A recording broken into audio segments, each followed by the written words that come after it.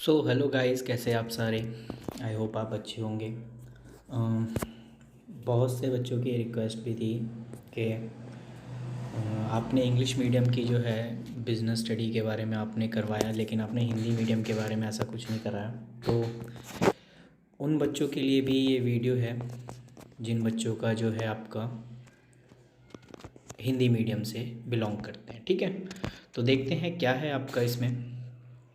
तो अगर मैं बात करूं, जैसे कि हिंदी में ऑर्गेनाइज, वैसे अगर हम बात करें इंग्लिश में 5th चैप्टर ऑर्गेनाइजेशन है और हिंदी में इसे कहते हैं संगठन। तो पहले संगठन का मतलब क्या होता है ये प्रॉपर देखेंगे। तो संगठन एक ऐसी प्रक्रिया है जो कार्य को समझने तथा वर्गीकरण करने, अधिकार अंतरण को परिभाषित करने तथा मनुष्य को अत्यधिक कार्य कुशलता के साथ लक्ष्यों की प्राप्ति हेतु कार्य करने के संबंध स्थापित करता है। ठीक है, अगर मैं एक बात करूँ सिंपल सा, कि इससे पहले आप प्लानिंग करते हैं, और प्लानिंग के बारे में ऑलरेडी मैंने ये वीडियो बना रखी है। आप जाओ तो मेरे प्लेलिस्ट में आप बिज़नेस 12th बिज़नेस में आप जाके वहाँ नियोजन के बारे में, ओबियसली हिंदी मीडियम में, तो आपको मिल गई जाएगी वहाँ पे, आप वहाँ जाके देख सकते हैं। तो जैसे जब हम कोई प्लानिंग करते हैं, यानी जब हम सोचते हैं कि हमें क्या करना है, कैसे करना है और कब करना है, तो दूसरा हमारा काम ये होता है कि उसको किस तरीके से करना है। यानी वो तो हमने सोचा है, उसको काम में कैसे लाना है वो संगठन का काम होता है। ठीक है ना, क्योंकि ये सेकंड स्टेप होता है। ठीक है ना, किसका? मैनेजमेंट का, यानी प्रबंध का। ये दूसरा जो है स्टेप होता है जिसमें हम ये डिसाइड करते हैं कि कौन क्या क्या काम करेगा और किस तरीके से काम करेगा। इसीलिए हम इसको वर्गीकरण कहते हैं। ठीक है, वर्गीकरण का मतलब है काम को बांट दिया जाता है उनके काम के आधार पे। उसके बाद ये इसकी मीनिंग कह रहा है कि हम जो है काम को समझने के लिए उसको वर्गीकरण करते हैं। ठीक है, और कौन कैसे काम को करेगा उसके रिगार्डिंग हम इसके क्या करते हैं, वर्गीकरण कर देते हैं। अब इसमें क्या क्या चरण होते हैं, यानी अगर मैं बोलूँ संगठन प्रक्रिया में क्या क्या चरण होते हैं, तो सबसे पहले काम क्या होता है, क्योंकि ये आपसे पूछ सकता है प्रोसेस क्या होता है। तो सबसे पहले हम करते हैं कार्य की पहचान। ठीक है ना, यानी कार्य की पहचान जो है हम इसलिए भी करते हैं क्योंकि अब जब तक हमें ये नहीं पता हो कि हमें कौन सा काम करना है और किस टाइप का काम है, तब तक आप आगे उसको फॉरवर्ड नहीं कर सकते। ठीक है ना, तो पहला ही पॉइंट कह रहा है कार्य की पहचान करना तथा विभाजन क्रियाकलाप। तो इसमें पहला काम ये होता है कि हमें पहले ये पहचानना है कि ये किस टाइप का काम है, और उसी के हिसाब से हम उसका विभाजन करते हैं। ठीक है, और उसी के हिसाब से हम जो है कर्मचारियों को बांट देते हैं कि ये मैन्युफैक्चर डिपार्टमेंट है जिनका काम होगा प्रोडक्शन करना, तो जो कर्मचारी उससे बिलोंग करते हैं उन्हें हम उसमें डाल देंगे। और जो आपके सेलिंग डिपार्टमेंट से होंगे, विक्रय डिपार्टमेंट के होंगे, तो उसमें हम उन कर्मचारियों को वहाँ पर भेज देंगे। ठीक है, तो ये होता है कार्य की पहचान तथा विभाजन क्रियाकलाप। दूसरा होता है विभागीकरण। विभागीकरण का मतलब होता है कि विभागीकरण के अंतर्गत समान प्रकृति की क्रियाकलाप विभाग बना दिए जाते हैं। मतलब विभाग, अभी मैं आपको बोला था ना, विभाग बना देने का मतलब ये है कि आपने प्रोडक्शन डिपार्टमेंट बना दिया, सेल डिपार्टमेंट बना दिया। ठीक है ना, उसके बाद आपने एडमिनिस्ट्रेशन डिपार्टमेंट बना दिया। ये सारा डिपार्टमेंट आपने क्यों बनाया? ताकि आप जो है काम को अच्छे से कर पाओ। तो विभागीकरण का मतलब यही है।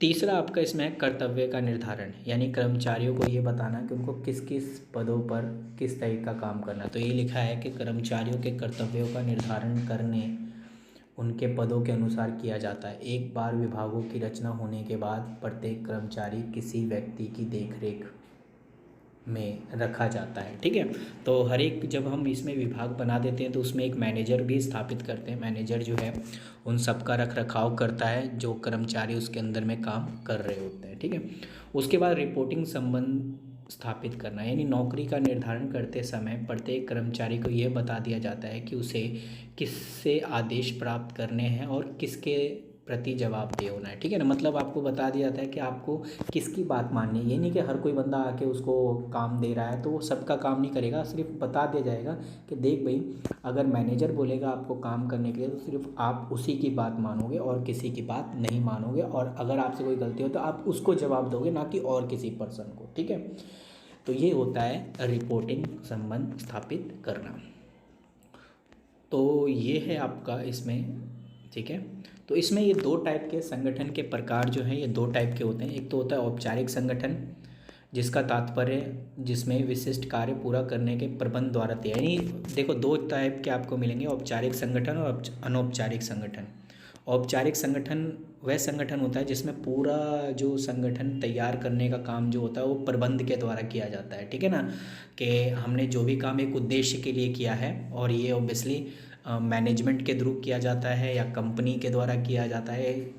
अनौपचारिक जो है वो अपने आप ही जो है मेल मिलाप से जो है उत्पन्न हो जाता है। तो अनौपचारिक संगठन वो संगठन होता है जिसको मैनेजमेंट नहीं बनाता, यानी प्रबंध उसको नहीं तैयार करता, ये खुद अपने आप बन जाता है। जैसे सपोज़ करो कर्मचारी थे, 6-7 कर्मचारी एक ही स्टेट से आते हैं, जैसे सपोज़ करो बिहार से आते हैं, और जो 6-7 लोग हैं बिहार से बिलोंग करते हैं, तो उन्होंने एक अपना ग्रुप बना लिया, तो ये ग्रुप अपने आप बन गया, इसमें मैनेजमेंट का कोई हाथ नहीं था। तो इस टाइप के जो ग्रुप होते हैं इसको हम अनौपचारिक संगठन कहते हैं, जो अपने आप बन जाते हैं, ठीक है। ओके, उसके बाद अगर हम बात करें, जब आपको ये सारा समझ में आ चुका है, तो उसके बाद आपका काम है कि ये पता करना कि एक्चुअली में संगठन का महत्व क्या है, क्यों करना है हमें, ठीक है। क्योंकि जब आपको ये पता नहीं होगा कि संगठन हम करते कैसे हैं, तो आप जो है कहीं ना कहीं मार खा जाओगे। तो संगठन का महत्व एक सिंपल सी बात है कि संगठन विशिष्टीकरण का लाभ प्रदान करता है, क्योंकि यह कार्यबल में कार्यों की व्यवस्था आवंटन की ओर अग्रसर करता है, जो कि विशिष्ट कर्मचारी को नियमित आधार पर विशिष्ट कार्य सौंपे जाते हैं, ठीक है। मतलब अगर मैं आपसे ये कहूँ कि अगर कोई बंदा अगर एक ही काम बार बार कर रहा है, तो ऑब्वियसली वो उस काम में क्या हो जाएगा, परफेक्ट हो जाएगा, उसे और किसी चीज़ की ज़रूरत भी नहीं पड़ेगी, ठीक है ना, और उसका काम भी जो है फटाफट काम करने लगेगा। तो एक तरह से कह सकते हैं कि संगठन से हम जो है विशिष्टीकरण का लाभ प्रदान कर सकते हैं या लाभ उठा सकते हैं। जो कर्मचारी, क्योंकि अगर हमने एक कर्मचारी को एक ही टाइप का काम दिया, तो ऑब्वियसली वो उसमें क्या हो जाएगा, परफेक्ट हो जाएगा, ठीक है। ठीक है, तो आपको पता चल गया कि विशिष्टीकरण का किस तरीके से लाभ होता है। उसके बाद दूसरा पॉइंट है पदानुक्रम की स्थापना, यानी इसके द्वारा कार्य संबंधों में स्पष्ट आती है कि किसी व्यक्ति के द्वारा अधिकार का प्रयोग किए जाने एवं उत्तरदायित्व का निर्धारण करने में मदद मिलती है, ठीक है ना। अगर आपको पता है कि आपको पता चल जाएगा कि ये बंदा इस तरीके से अच्छे से काम कर रहा है, तो ऑब्वियसली उसको जो है आगे किसी पद के लिए उत्तरदायी हम ठहरा सकते हैं, क्योंकि ये काम बहुत अच्छा कर रहा है, तो आने वाले टाइम में ये मैनेजर की जगह ले सकता है। तो इस तरीके से हमें जो है ऐसे टाइप के लोग मिल जाएंगे जो मेहनती होंगे, और उसको उस पद पे बैठा दिया जाएगा। तीसरा, इससे साधनों का महत्व, उपयोग, काम का उपयुक्त आवंटन तथा संसाधनों का प्रयास अपव्यय को कम करके, मतलब सिंपल सा एक ही है कि इससे जो है आपका खर्चा कम से कम होता है, और लागत हम कहते हैं इसको, लागत कम से कम आता है। क्योंकि एक अगर कर्मचारी पूरी तरीके से परफेक्ट होगा कि उसने उसी काम को बार बार किया है, तो उससे जो है वो बंदा काम को जल्दी भी करेगा, और आपका जो लागत है, आपका जो कॉस्ट है, वो भी कम आएगा, जिसको हम अपव्यय कहते हैं, ठीक है, वो भी कम से कम होगा। ये कह रहा है, ये परिवर्तन के लिए अनुकूल प्रदान करके एवं बदलते वातावरण की आवश्यकता के अनुसार संगठन संरचना में परिवर्तन को लागू करके स्थायी संगठन निर्माण करने में मदद करता है। अगर कोई परिवर्तन होता है आपकी कंपनी में किसी चीज़ से, तो ओबियसली इसी के द्वारा जो है आप में, क्योंकि एकदम से आप परिवर्तन नहीं कर सकते अपनी कंपनी में। एक तरीके से आप जैसे सपोज़ करो लेबर काम करे थे, एकदम से आप मशीन ले आए, तो कहीं ना कहीं वो लेबर जो है आपका ऑब्जेक्शन उठा सकते हैं कि भाई हम कहाँ जाएंगे, हम किस तरीके से, हमें जो काम कर रहे थे हमें कौन सैलरी देगा, हमारी तो जॉब चली जाएगी। तो इस तरीके से कहीं ना कहीं वो आप पे दबाव डालेंगे और रुकावट पैदा करेंगे, ठीक है ना। तो ये एक परिवर्तन का, लेकिन अगर आप इसमें करते हो, अगर आप अच्छे तरीके से संगठन स्थापित करते हो, तो ऑब्वियसली कहीं ना कहीं आपको इस परिवर्तन में लागू करने का आपको मौका मिल जाएगा, ठीक है ना। ये कार्यों तथा संबंधित कर्तव्यों को स्पष्ट विवरण और प्रभावी प्रशासन लाता है। एक सिंपल सा आपको ये देखो हाईलाइट हो रखा है, प्रभावी प्रशासन, ठीक है ना। और लास्ट आपका इसमें कर्मियों के विकास। ओबियसली अगर आप इस सब चीज़ों को अच्छे तरीके से करेंगे, तो आप जो है आपका डेवलपमेंट हो। तो जैसा कि आपने ऊपर देखा, ये मैंने आपको संगठन का महत्व प्रॉपर कराया। उसके बाद आपका अगला आ जाता है इसमें संगठनात्मक ढांचा। तो ये एग्ज़ाम के पॉइंट ऑफ व्यू से इम्पॉर्टेंट है कि संगठनात्मक ढांचा होता क्या है, ठीक है ना, ऑर्गेनाइजेशनल स्ट्रक्चर। जिसमें अगर हम इसको दो भागों में देखिए बांटा गया है। पहला आपको मीनिंग बता रहा है और दूसरी तरफ इसके प्रकार बता रहा है। तो संगठनात्मक ढांचा क्या होता है? एक स्ट्रक्चर तैयार करना, ठीक है ना। जैसे ओबियसली आपने देखा ह्यूमन बॉडी में जो आपके स्ट्रक्चर्स होते हैं कि कैसे कैसे कौन से क्या पार्ट है, किनका क्या काम है, इस तरीके से मैनेजमेंट में भी जो एक संगठनात्मक ढांचा होता है जो क्या बताता है, देखो इसके अंदर कहता है संगठनात्मक ढांचा का अर्थ है एक संरचना या रचना जिसके अंतर्गत प्रबंधीय संचालन का मतलब होता है चलाना, किस तरीके से चलाना है, संबंधी कार्यों के निष्पादित किया जाता है, ठीक है ना। यानी आपको किस तरीके से कौन सा काम करना है उस सभी से रिलेटेड आपका जो है एक स्ट्रक्चर तैयार किया जाता है, एक ढांचा तैयार किया जाता है। अब ये ढांचे दो प्रकार के हो सकते हैं। यहाँ से आपसे पूछ सकता है कि संगठनात्मक ढांचे कितने प्रकार के होते हैं। तो ये दो प्रकार के होते हैं, एक को बोलते हैं कार्यात्मक ढांचा और एक को कहते हैं प्रभागीय ढांचा, ठीक है। तो एक एक पॉइंट में हम पढ़ते हैं कि कार्यात्मक ढांचा और प्रभावी ढांचा होता क्या एक्चुअली में। देखो, कार्यात्मक ढांचा कार्य का ही रिगार्डिंग काम किया जाता है। यानी कार्यात्मक ढांचा एक संगठनात्मक डिज़ाइन है जिसमें समान प्रकृति एवं संबंधित नौकरियों का समूहीकरण कार्यों के आधार जैसे उत्पादन, वित्त इत्यादि पर किया जाता है। और प्रत्येक विभाग का एक कार्यात्मक प्रबंधक होता है। जैसे मैंने आपको अभी ऊपर बताया था कि हम क्या करते हैं, उनके काम के आधार पर जो है अलग अलग डिपार्टमेंट विभाग बना देते हैं। जैसे उत्पादन करने वाले जो लोग हैं उनके लिए एक अलग से विभाग बना दिया ताकि वो अपना उत्पादन करेंगे। वित्त से रिलेटेड जो भी होगा उनके लिए हमने अलग से जो है बना दिया है। उसके बाद आपका इसमें ये देखा जाता है और प्रत्येक विभाग में एक प्रबंधक होता है जो कि उन्हीं के हिसाब से काम करवाते हैं, ठीक है। अब बात करें इस तरफ वाले कि प्रभागीय ढांचा क्या होता है। ये था कार्यात्मक ढांचा और एक है ये प्रभागीय ढांचा। प्रभागीय ढांचा एक संगठनात्मक डिज़ाइन है जो कार्यों के आधार पर समान अथवा संबंधित कार्य को एकत्रित करता है। संगठन में कई उत्पाद तैयार किए जाते हैं तो ढांचे में अलग अलग व्यवसाय इकाई संभाल शामिल होते हैं। मतलब एक सिंपल सी बात है, कार्यात्मक ढांचे में हम सिर्फ एक टाइप के सामान बनाते हैं और प्रभागीय ढांचे का मतलब होता है कि वो कंपनी जो एक से ज़्यादा अलग अलग टाइप के प्रोडक्ट बना रही है, ठीक है ना। जैसे आपने देखा होगा कि गोदरेज है, गोदरेज बहुत टाइप के प्रोडक्ट बनाती है, चाहे वो आपका रेफ्रिजरेटर हो, ठीक है, वॉशिंग मशीन हो। तो ये अलग अलग प्रोडक्ट है और इनको बनाने के लिए भी कारीगर अलग अलग लगेंगे, इनको अच्छे तरीके से प्रॉपर किया जाए। तो इसके लिए भी हम क्या करते हैं, सबके लिए अलग अलग विभाग बना देते हैं। देखो यहाँ पर कार्यात्मक में तो सिर्फ एक टाइप का काम चल रहा है जैसे, और यहाँ पर क्या है कि यहाँ पर हम एक से ज़्यादा अलग अलग टाइप के प्रोडक्ट हम बना रहे हैं, ठीक है। जैसे अभी मैंने आपको कहा, तो अगर कोई रेफ्रिजरेटर बनाने वाला होगा तो उसके लिए अलग से प्रोडक्शन डिपार्टमेंट बनाया जाएगा, वित्तीय और ये सारी चीज़ें। ऐसे ही वही गोदरेज कंपनी है और उसी में रेफ्रिजरेटर के बाद दूसरा वो बना रहे हैं, वॉशिंग मशीन बना रहे हैं, तो वॉशिंग मशीन के लिए भी अलग से उत्पादन डिपार्टमेंट होगा। तो ये क्या है, अलग अलग प्रोडक्ट के अकॉर्डिंग अगर आपकी अलग अलग वस्तु का आप उत्पादन कर रहे हो तो आपको अलग अलग ढांचा बनाना पड़ेगा। इसे कहते हैं प्रभागीय ढांचा। ओके, तो ये पॉइंट है इसमें, आप एक बार चाहो तो इस पर रीड कर लेना, मैंने आपको ऊपर से इसमें बता दिया है, ठीक है ना। आप चाहो तो एक बार इसे रीड कर सकते हो कि प्रत्येक विभाग का एक प्रभागीय प्रबंधक होता है। जैसे मैंने क्या कहा, हर एक विभाग, जैसे अभी मैंने बोला ना कि उत्पादन करने वाले अलग अलग प्रोडक्ट है तो अलग अलग प्रोडक्ट के अलग अलग प्रबंधक होंगे। यहाँ पर एक ही प्रबंधक होता है क्योंकि हम एक ही उत्पादन कर रहे हैं, और यहाँ पर हम क्या कर रहे हैं, हम बहुत सारे उत्पादन कर रहे हैं, तो हर एक उत्पाद के लिए, हर एक वस्तु के उत्पाद के लिए अलग अलग एक प्रबंधक होगा। तो ये कुछ पॉइंट्स हैं जो आपको पढ़ने थे। उसके बाद इसके लाभ क्या हैं, तो लाभ ओबियसली आपको भी पता है कि अगर मैं हर एक काम को अलग अलग तरीके से करूँ, सबका एक सेपरेट एक आपको विभाग बना दिया जाए, तो काम में एक कहीं ना कहीं सही तो पाया जाएगा, या काम में आपके जो है स्पीड पाया जाएगा, आपको कोई खर्चा वगैरह ज़्यादा जो है कॉस्ट नहीं आएगा। क्योंकि हम क्या करते हैं, कभी कभी लेबर लोग जो है ज़्यादा सामान बना देते हैं, है ना, या एक ही सामान के 2-3 में गड़बड़ कर दी, क्योंकि हम एक ही इंसान से ज़्यादा काम करवा रहे हैं, तो कहीं ना कहीं वो गड़बड़ कर सकता है। तो देखो क्या कह रहा है कार्यात्मक ढांचा के लाभ में। कार्यात्मक ढांचा विशिष्ट कार्यों पर बल देता है और सुनिश्चित करता है कि विभिन्न कार्यों पर सही से ध्यान दिया जा रहा है अथवा नहीं।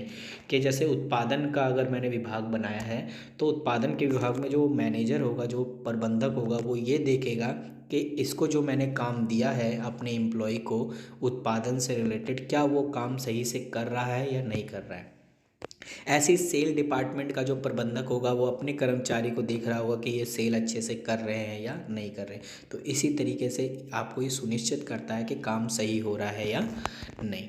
उसके बाद निष्पादित किए जाने वाले कार्य में समानता होने के कारण यह विभाग के अंतर्गत सामंजस्य तथा नियंत्रण को बढ़ावा देता है। ठीक है, यानी एक तरह से आपसे में क्या आता है, कोऑर्डिनेशन बनता है। देखो जब तक मैं उत्पादन नहीं करूँगा तो आगे डिपार्टमेंट में नहीं भेजूँगा सेल के लिए। तो इनमें क्या होता है, एक तरह से सामंजस्य, ठीक है ना, समन्वय पैदा करने की बढ़ावा देता है। 2 पॉइंट यहाँ से पढ़ लेते हैं और 2 पॉइंट यहाँ से पढ़ लेते हैं, बाकी आप एक पढ़ सकते हो, आपको मिल जाएगा ये, ठीक है ना। इसमें आगे लिखा है उत्पाद विशिष्टीकरण प्रभागीय प्रबंधक को किसी विशेष उत्पाद से संबंधित सभी कार्य का अभ्यास कर लेने में सहायक होता है और ये उन्हें उच्च पदों के लिए तैयार करते हैं। ठीक है ना, यानी जो उत्पाद विशिष्टीकरण प्रभागीय प्रबंधक जो होते हैं वो अपने अपने सभी काम, जैसे उनको सारे काम से रिलेटेड काम दिया जाता है, तो एक तरह से क्या होता है, हमें एक ऐसा मैनेजर, एक ऐसा प्रबंधक मिल जाता है जो रेडी है, जो तैयार है, उसको हम टॉप पे रख सकते हैं, जिसके अंदर कहते हैं ना कि ये बंदा बहुत अच्छा है, इसी को हम आगे जो है चलकर हम जो प्राथमिक है उसमें हम इसे रख सकते हैं। इससे कार्य निष्पाद की गणना को सही आधार मिल जाता है और यदि किसी प्रभाग का कार्य संतोषजनक नहीं होता तो उसे उत्तरदायी निश्चित करने में सहायता होता है। क्योंकि क्या होता है, देखो अगर मैंने आपसे यही कहा, चलो अभी अब मैं एप्पल का ले लेता हूँ। देखिए एप्पल का फ़ोन भी बनता है, लैपटॉप भी बनता है। तो एप्पल का फ़ोन बनाने वाले जो कर्मचारी हैं, अगर वो लैपटॉप भी बनाने लगे तो कहीं ना कहीं अगर वो लैपटॉप में गड़बड़ कर रहे तो सुनेगा वही, है ना। ये जबकि उसने वो लैपटॉप बनाया नहीं है, फिर भी वो सुन रहा है। क्यों? क्योंकि कहीं ना कहीं, क्योंकि एक ही जगह सब बन रहा है, फ़ोन भी वहीं बन रहा है, उसी डिपार्टमेंट में फ़ोन बन रहा है, उसी डिपार्टमेंट में लैपटॉप बन रहा है, चार्जर वगैरह बन रहे हैं। तो ये सारी चीज़ें एक जगह बनेगी तो कहीं ना कहीं सबको सुनना पड़ेगा। लेकिन अगर मैं हर एक प्रोडक्ट का अलग अलग डिपार्टमेंट विभाग बना दूँ तो सिर्फ वही विभाग जो है अपनी उत्तरदायी लेगा जिसने उस पर काम किया हो। ठीक है ना, अन्य को हम नहीं ठहरा सकते क्योंकि अन्य तो कोई और काम में कर रहा होगा। ठीक है ना, तो इससे एक होता है। और दूसरा ये कह रहा है, इससे निर्णय लेने में तेजी आती है कि लचीलेपन एवं पहल को बढ़ावा मिलता है और प्रत्येक प्रभाग कार्यवाही करने के लिए स्वतंत्र होता है। क्योंकि लचीलापन इसलिए आ जाता है कि आपको पता होता है कि इस डिपार्टमेंट ने जैसे लैपटॉप बनाने में गलती की तो सिर्फ मैं उसी को सुनाऊंगा और किसी को क्यों सुनाऊंगा, और बाकी ने सही काम किया है तो इसलिए कहीं ना कहीं ठीक है। अब बात करते हैं क्या इसकी कुछ हानियां हैं। हाँ जी, बिल्कुल हानियां हैं। कार्यात्मक ढांचे की हानि क्या है, तो ये 2 पॉइंट इसके पढ़ लेते हैं। आपको मैं ये सारी चीज़ें दे रहा हूँ, आप चाहो तो एक बार रीड कर लेना, ठीक है ना। स्क्रीनशॉट लेके आपको मिल जाएगा एक तरीके से थोड़ा बहुत आइडिया, ठीक है ना। क्योंकि मैं इतनी लंबी वीडियो नहीं बनाना चाहता कि ताकि आपको बोरिंग लगे। मैं चाहता हूँ आपको थोड़ा सा मैं आपको ज़्यादा से ज़्यादा आपको प्रोवाइड कराऊँ मैं। तो कार्यात्मक ढांचे की हानि क्या है। कार्यात्मक संगठन ढांचे में कार्य प्रमुख द्वारा बनाए गए कार्य की अपेक्षा संस्थान के अन्य सभी उद्देश्यों पर कम ध्यान दिया जाता है। देखो जो ऊपर से जो मालिक ने कहा, जो ऊपर से जो फर्स्ट लेवल वाले जो लोग थे, अगर उन्होंने जो काम दिया है तो सारे लोग उसी काम को करेंगे, ना कि जो संस्थान में और जो कोई काम है ना उस पर कोई ध्यान ही नहीं देगा। क्यों? क्योंकि ऊपर से ऑर्डर आया है कि भाई हमें ये काम करना है, बाकी सारे काम को छोड़ दो। तो इसका मतलब कहीं ना कहीं प्रेशराइज ऊपर से आ रहा है काम करने के लिए, ठीक है। और प्रभागीय ढांचे की ये हानि होगी कि विभिन्न विभाग प्रमुख के बीच संघर्ष हो सकता है क्योंकि अधिक लाभ के चाह में उनमें से प्रत्येक दूसरे विभाग की अपेक्षा ज़्यादा संसाधनों का आवंटन चाहेगा। जैसे अभी मैंने कहा कि आईफोन बनाने वाले जो एप्पल के जो है कंपनी, वो चाहती है कि मैं फ़ोन ज़्यादा बेचूं और दूसरा विभाग चाह रहा है कि मैं लैपटॉप ज़्यादा बेचूं। तो अब सीधी सी बात है, ज़्यादा जो बेचेगा तो उसको सामान भी तो ज़्यादा बनाना पड़ेगा, जिसके लिए रॉ मटेरियल ज़्यादा चाहिए होगा। तो इन दोनों में एक तरीके से होड़ लगी रहती है कि मैं जो है अपने विभाग के जो है लैपटॉप ज़्यादा बेचूंगा और वो दूसरे में ये होड़ लगी रहती है कि मैं अपने विभाग से फ़ोन ज़्यादा बेचूंगा, तो कहीं ना कहीं इनमें आपस में अनबन हो जाती है, तो ये एक समस्या आ जाती है। इनमें समन्वय की समस्या, अभी मैंने क्या बोला, कोऑर्डिनेशन, मेल जो है सही से काम करने में, क्योंकि कहीं ना कहीं लोगों के माइंड में, क्योंकि अगर सपोज़ करो आप एक काम को कर रहे हो और फिर दूसरा भी आपको कह रहा है कि ओए तूने ये काम कंप्लीट किया है कि नहीं। सपोज़ करो, चलो मैं आपको ऐसे एग्जांपल देता हूँ कि उत्पादन विभाग उत्पादन कर रहा है और थोड़ा सा लेट हो गया, तो क्या कहेगा सेल डिपार्टमेंट कि भाई अभी फटाफट तुमने इस सामान को बना के रेडी रखो क्योंकि इसका ऑर्डर आ गया है और मैं क्या जवाब दूंगा आगे, क्योंकि सामान बन के रेडी हुआ नहीं है तो मैं सामने वाले कस्टमर को क्या जवाब दूंगा। तो कहीं ना कहीं यहाँ पे समन्वय जो है सही नहीं है, क्योंकि लोगों में तालमेल ठीक ठाक नहीं है। जो सेल विभाग है जिनका काम सेल करना है और जो उत्पादन विभाग है जिनका काम उत्पादन करना है, इनके बीच तालमेल तो है ही नहीं। ठीक है ना, कि हम एक तरीके से कैसे आपको ऑर्डर रिसीव करना है, आप कब आप बोलोगे कि सामान बन के तैयार हो, इनमें कोई कोऑर्डिनेशन नहीं है। ठीक है ना, तो ये कहीं ना कहीं समन्वय की समस्या हो जाती है। तो यही कह रहा है तीसरा पॉइंट, यदि दो अथवा दो से अधिक विभाग में तालमेल जो है, तालमेल क्या लिखा है, हाँ जी, यदि दो अथवा दो से अधिक विभागों में तालमेल ना हो तो इससे विवाद उत्पन्न हो सकता है। ये सिंपल सा लैंग्वेज है, आप इसमें पढ़ सकते हो। लागत अधिक होती है क्योंकि प्रत्येक विभाग को एक ही कार्य करने के लिए अलग अलग सामग्री प्रदान की जाती है। ठीक है ना, यानी अगर मैं प्रभागीय विभागीय की बात करूं तो इसमें लागत जो है बहुत ज़्यादा लगता है, क्योंकि आप अलग अलग प्रोडक्ट बना रहे हो तो कहीं ना कहीं आपको कॉस्ट भी तो ज़्यादा आएगा ना। अगर मैं सिर्फ एक ही उत्पादन कर रहा होता तो फिर ये कार्यात्मक ढांचे में होता, लेकिन प्रभागीय ढांचे का मतलब है मैं एक से अधिक टाइप के प्रोडक्ट बना रहा हूँ, तो कहीं ना कहीं मेरा खर्चा भी जो है ज़्यादा होगा। तो ये कुछ पॉइंट्स थे जो आपको इसमें पढ़ने थे। अब ये है कार्यात्मक ढांचा और प्रभागीय ढांचा, आप इसमें जो है पढ़ सकते हो। ठीक है ना, आप इसका जो है स्क्रीनशॉट लेके पढ़ सकते हो। वही बात जो मैंने पीछे बताई है वही आपको यहाँ पे दी हुई है। ठीक है ना, तो इसमें आपको मदद मिलेगी। ठीक है ना, अब ये कह रहा है औपचारिक संगठन होता क्या है। मैंने आपको इससे पहले भी बता रखा है कि औपचारिक, जैसे ही मैंने अपना बेसिक स्टार्ट किया था तो मैंने आपको बताया था कि औपचारिक संगठन वो होता है जो प्रबंध के द्वारा बनाया जाता है।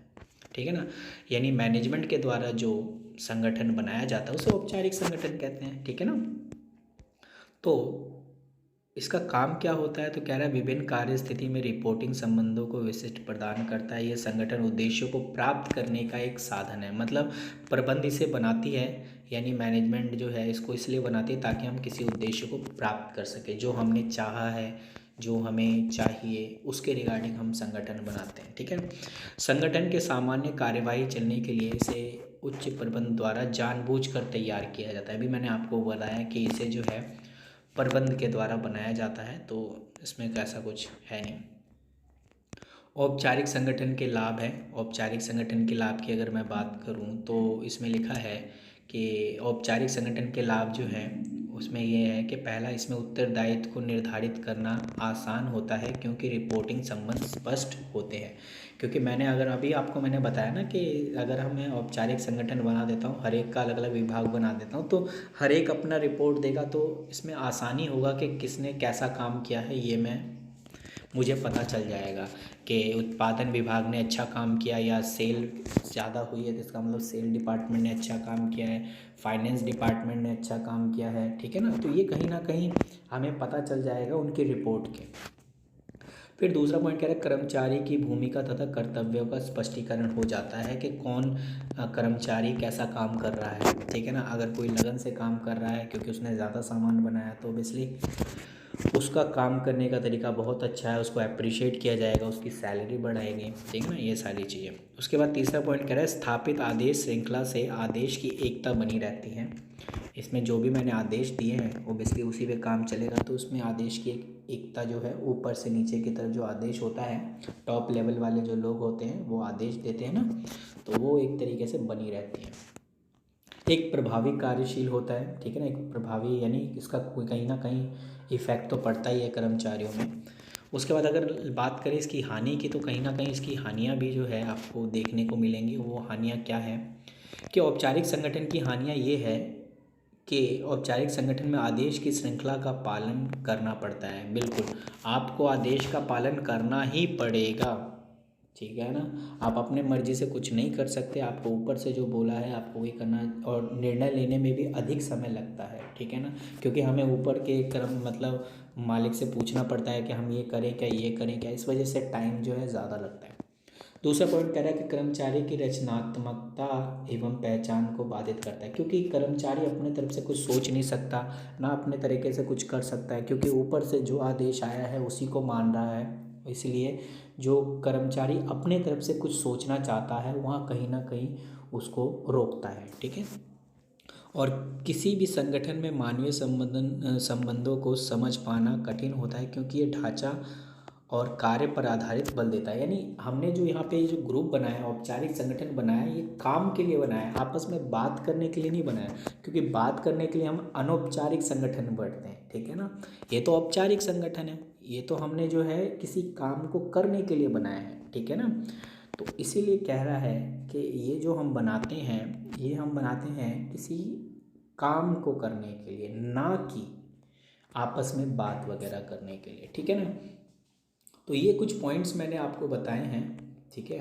तो ये आपके 1 बाय 1 अगर आप देखो तो ये आपको मिल जाएगा, ठीक है।